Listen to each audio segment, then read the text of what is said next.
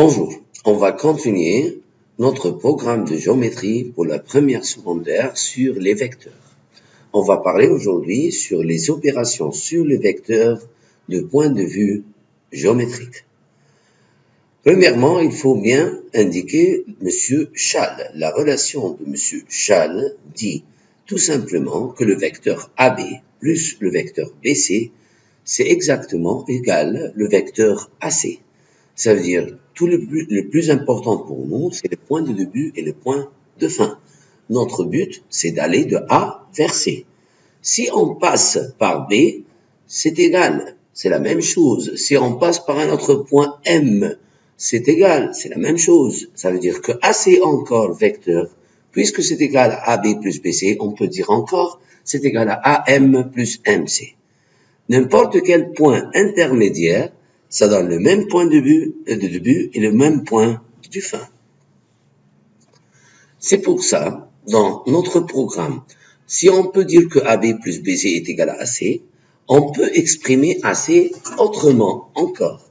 On peut dire par exemple que le vecteur AC est égal à X plus XC, comme on a inséré le point X au milieu.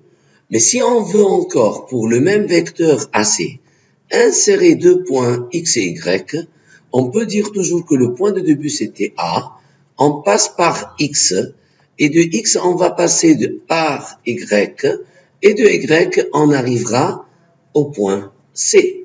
Les deux expressions sont les mêmes, sont identiques. Ça donne à la fin le même point de début et le même point de fin.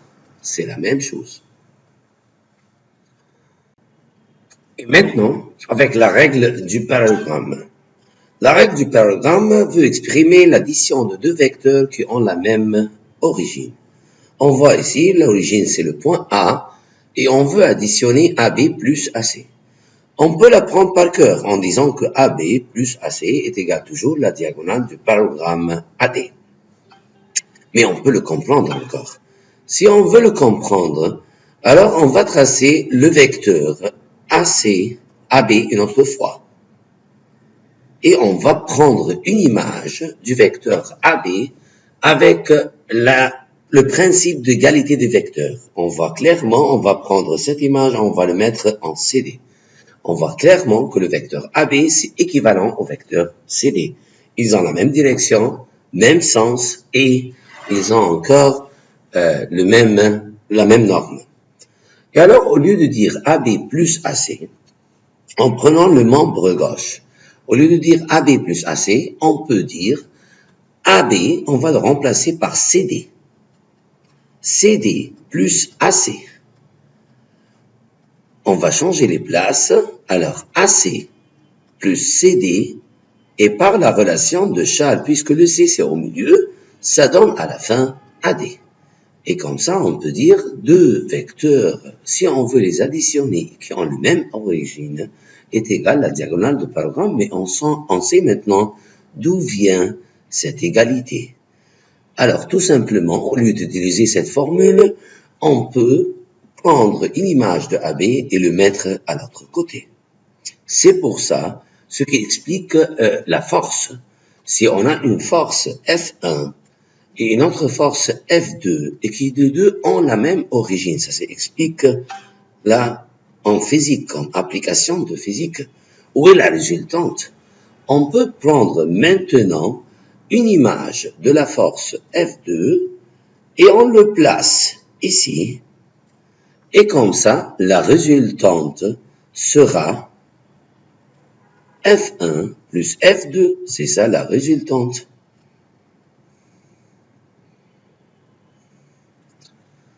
Et alors, celle-là c'était l'image, F2, et donc on a, celle-là c'est la résultante. F1 plus F2 c'est égal à la résultante qui est égale à la diagonale du parallélogramme. Maintenant, on va essayer de faire une conséquence sur la règle du parallélogramme avec règle de la médiane. Avant, c'était AB plus AC est égal à la diagonale du parallélogramme. Mais on sait que les diagonales se coupent en leur milieu.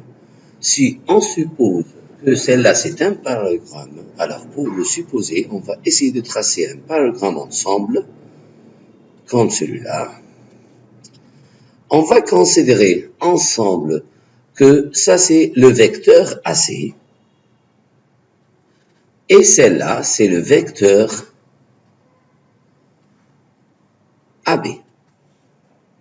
Et alors, on veut additionner AC plus AB.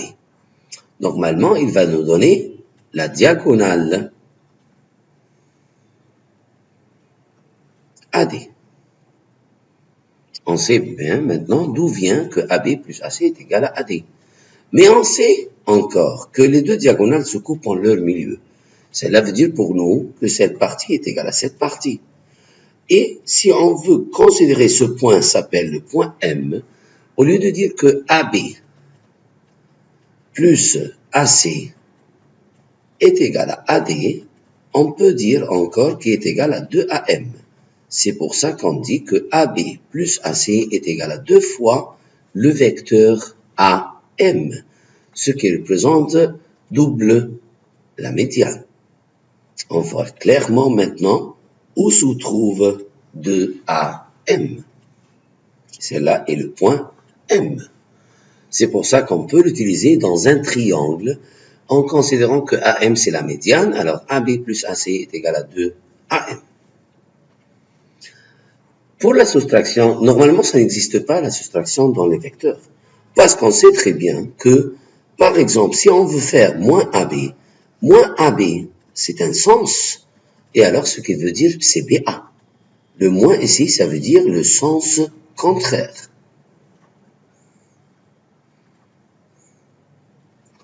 Et alors, si tu veux faire AC moins AB, au lieu de ça, tu peux l'écrire AC plus BA.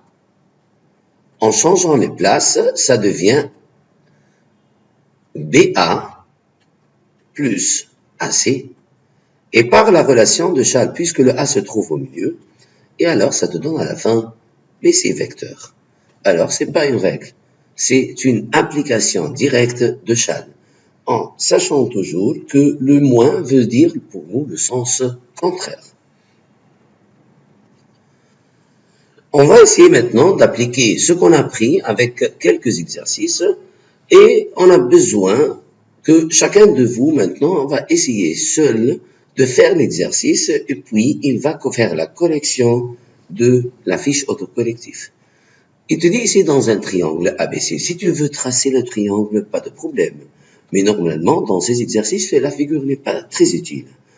Il te donne à montrer que AB plus BC plus CA est égal à 0.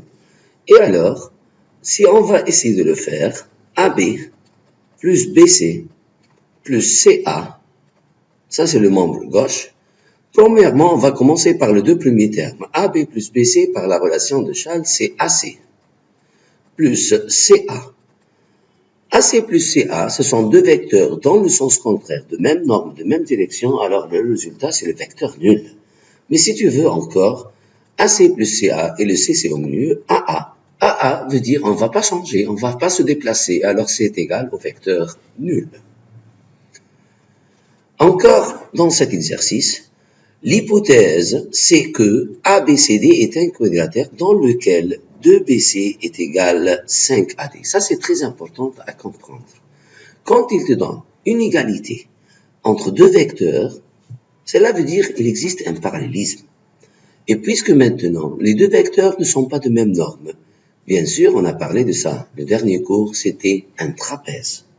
Et alors, quand on dit que 2BC est égal à 5AD, on n'a qu'à tracer un trapèze. Alors, on va tracer un tout petit trapèze et on voit ensemble comment exprimer celle-là. Qu'est-ce que ça veut dire pour nous 2BC est égal à 5AD? Si on va diviser par 2, on va trouver que BC est égal à 2,5 AD. Cela veut dire pour nous que AD est le plus petit et BC est plus grand, parce que BC est égal à 2,5 fois AD. Et alors, on va considérer que ça c'est le vecteur AD et ça c'est le vecteur BC. Et avant, on a dit que la figure peut-être des fois c'est pas très utile, mais on peut le tracer, ça aide un peu. Alors, ici, dans cette notion donnée que 2BC est égal à 5AD, ça veut dire si tu as 2BC, tu peux le remplacer par 5AD, ou le contraire. Il te demande de montrer celle-là. Pour nous maintenant, ça c'est notre objectif, d'arriver que le membre gauche ici est égal à 3DA. Le membre gauche là, c'est 2AB moins 2DC. Comment peut-on maintenant arriver de cette forme jusqu'à arriver à 3DA? 3DA n'existe pas là. Deuxièmement, on n'a pas encore BC. Si on a BC, ça sera utile. AB, si on va ensemble insérer le point D là, pourquoi D? Pour avoir AD. Et alors on aura, cette égalité sera égale à 2AD, vecteur, n'oublie pas d'écrire le mot vecteur, le symbole du vecteur vaut la moitié de la note. Parce que si tu n'écris pas le symbole de vecteur, ça veut dire que tu parles des longueurs, tu n'en parles pas de vecteur. Alors tu fais un exercice et des égalités fausses. Alors 2AD plus 2DB. Ça c'est, on a appliqué la relation de Charles dans ce terme. Moins, pour le 2DC, alors si tu vas essayer de voir ici, AD, on a besoin d'avoir AD pour arriver à notre objectif. Mais le DB, on n'a pas besoin. Alors pourquoi pas, on insère ici le point B. Comme ça, ça devient 2DB plus 2BC. Regardons maintenant qu'est-ce qu'on a eu. 2DB moins 2DB s'en va ensemble. 2AD, c'est exactement moins 2DA. N'est-ce pas oui ou non? Parce qu'on a changé le sens. Moins 2BC, moins 2BC. On sait très bien que 2BC, c'est égal à 5AD. Alors, on peut l'écrire moins, au lieu de 2BC, on écrit tout de suite 5AD. Mais on a besoin de démontrer DA. Et alors, ça donne moins 2DA plus 5DA. On a changé encore le sens. Et alors, on a changé, c'est pour ça, le signe. AD, DA. Alors, le moins devient plus, parce que c'est moins, ça fait plus. 5DA maintenant, moins 2DA, c'est égal à 3DA, et c'est ce qu'il fallait démontrer. Et alors, le technique ici, c'est de chercher toujours qu'est-ce que j'ai et qu'est-ce que j'ai besoin de démontrer. Alors ça, c'est important de faire attention à ce genre d'exercice, comme application géométrique sur les vecteurs. Maintenant, on va essayer de faire un exercice. On avait l'habitude de le faire en troisième préparatoire en utilisant les milieux des fois, les pentes. Maintenant, on va essayer de le faire plus facile en utilisant les vecteurs. Il te dit que ABCD est un parallélogramme. Et alors, si on veut imaginer la forme de notre parallélogramme, ça sera à peu près comme celui-là. Et alors, si celle-là c'est A, B, C, D, c'est un parallélogramme, et le point D, c'est l'inconnu. Comment utiliser ces valeurs-là, et on ne sait pas la valeur du vecteur D, ou du segment D, qui est normalement X et Y. Pourquoi pas, on va supposer, puisque c'est un parallélogramme, qu'on peut dire que, par exemple, AB est égal à DC. Le vecteur AB est égal à DC, et ça c'est vrai. Mais AB c'est quoi? AB comme vecteur, c'est égal à vecteur B moins vecteur A. Et DC comme vecteur est égal au vecteur d'arrivée C moins le vecteur D. Et alors toujours AB c'est égal à arrivée moins départ, la même chose. La donnée que c'est un parallélogramme, alors on peut dire que AB est égal à DC. Quelqu'un d'autre qui peut supposer que par exemple AD est égal à BC. Ou DA est égal à CB, c'est la même chose. AB, c'est B moins A.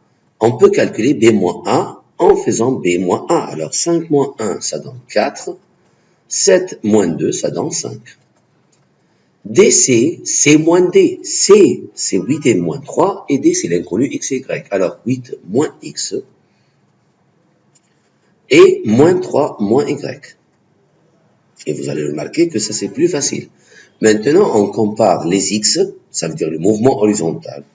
Et alors, 4 est égal à 8 moins X, ce qui veut dire que x est égal à 8 moins 4, qui est égal à 4. Et comparant le mouvement vertical, 5 est égal à moins 3 moins y, ce qui veut dire que y est égal à moins 3 moins 5, ce qui donne moins 8. Et à la fin, on peut dire que les coordonnées du point D, c'est 4 et moins 8. J'espère qu'on a compris. Maintenant, il te demande d'avoir un vecteur A et B, et on veut calculer un autre vecteur, un nouveau vecteur qui est égal à A moins 2B. On peut nommer le nouveau vecteur C, qui est égal à moins 2B. Commençons par calculer le vecteur C premièrement. A, c'est 3 et 1, moins 2 multiplié fois B, qui est égal à 1 et 2. Qu'on peut calculer tout de suite le mouvement horizontal en faisant 3 moins 2 fois 1, ce qui donne 1. Le mouvement vertical, 1 moins 2 fois 2, ça veut dire 1 moins 4, ça donne moins 3. Et à la fin, il te demande de calculer la norme de A moins 2B, qui est égale à la norme du vecteur C, ce qui est égal à racine carrée de 1 plus 9. Et comme vous voyez, à la fin, que racine de 1 plus 9, c'est égal à racine de 10, et ça c'est la norme ou la longueur du vecteur, c'est déjà calculé. Et maintenant, un exercice sur relation de Scholl étudie dans n'importe quel quadrilatère, peut-on démontrer que AB plus DC est égal à AC plus DB. Alors ici, je vous recommande de travailler le membre gauche seul et le membre droit seul. Et alors tu vas commencer par le membre gauche. AB plus DC. Et toujours, essaye de voir qu'est-ce que j'ai et qu'est-ce que j'ai besoin de démontrer. Tu as AB, mais tu as besoin de AC. Pourquoi pas on insère le point C ici, au milieu. Alors, si on va insérer le point C, on obtient AC plus CB. AC, on a besoin, mais on aura besoin de CB. Et alors, il faut chercher quelque chose qui peut éliminer CB. Et alors, on va insérer ici le point B. Comme ça, il y aura CB et BC qui s'en vont ensemble. Essayons de voir maintenant, est-ce qu'on va réussir à le faire, oui ou non. Et alors, AC plus CB plus DB plus BC. Le CB s'en va avec le BC parce qu'ils sont les mêmes vecteurs, mais dans le sens et le sens contraire. Et alors, on a arrivé que ce membre gauche est égal à AC plus DB, et ça, ce qu'il fallait démontrer. Et alors, avec un tout petit idée, comment essayer d'insérer une lettre ou un sommet ou un point qui va aider à trouver notre objectif. Peut-être qu'il y a beaucoup de méthodes pour résoudre le même exercice. Tu es libre, mais essaye toujours de trouver le plus court. Un autre exercice, comment démontrer en utilisant le vecteur qu'un triangle ABC est un triangle rectangle. Essayez vous-même de le faire et on va le corriger dans la vidéo. Pour démontrer que ce triangle est un triangle rectangle AB, ça suffit de démontrer que le vecteur BA, par exemple, et le vecteur BC sont orthogonaux. Alors, on va calculer BA, qui est égal à A moins B, par exemple. BA, cela est égal à A, arrivée, moins départ. A moins B, 1 moins 1, ça fait 2. 4 moins 2, ça donne 6. Et on va calculer le vecteur BC encore. Le vecteur BC, c'est égal à C moins B, ce qui donne 2 moins 1, 3, et moins 3 moins 2, moins 1. On va calculer la pente de BA. La pente du vecteur BA est égale à Y sur X, ça veut dire 6 sur 2, qui est égal à 3. La pente de BC, c'est égal à moins 1 sur 3. Et on voit, c'est une pente, c'est une valeur, et la valeur, l'opposé de l'inverse. Et alors, c'est son perpendiculaire. Mais pour être plus sûr, si on va calculer la pente de BA fois la pente du vecteur BC, on aura moins 1. Et cela veut dire pour nous que les deux vecteurs sont orthogonaux. Ça veut dire le vecteur BA est perpendiculaire au vecteur BC et donc le triangle ABC rectangle en B. Merci et au revoir.